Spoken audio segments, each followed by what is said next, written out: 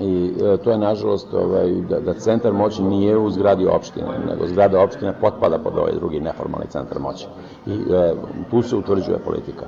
Ono što mene strašno zabrinjava da pojedinci iz vlasti Srbije pominju taj drugi alternativni centar moći, neformalni centar moći kao primer za nešto. Nepoznati napadači upucali su lidera građanske inicijative Srbija, demokratija, pravda Olivera Ivanovića jutros oko 8 časova u Kosovskoj Mitrovici, a on je ubrzo i podlegao povredama. Svet je mnogo gori nego što je bio kad sam otišao u zatvor. To je neverovatno da tolika promena nastane, tolika kriminalizacija čitavog društva za samo 3,5 godine. Ali svim se moramo boriti, ja ne vidim drugo. 2014. godine su me silom sprečili da vodim ovaj grad. Mitrovica mora biti bezbednije mesto za našu decu. Može opet postati kulturni, obrazovni, industrijski i trgovinski centar Kosova i Metohije. Uz vašu pomoć i uz vaš glas. Jedan trenutak hrabrosti 22. oktobra ili još 4 godine života u strahu.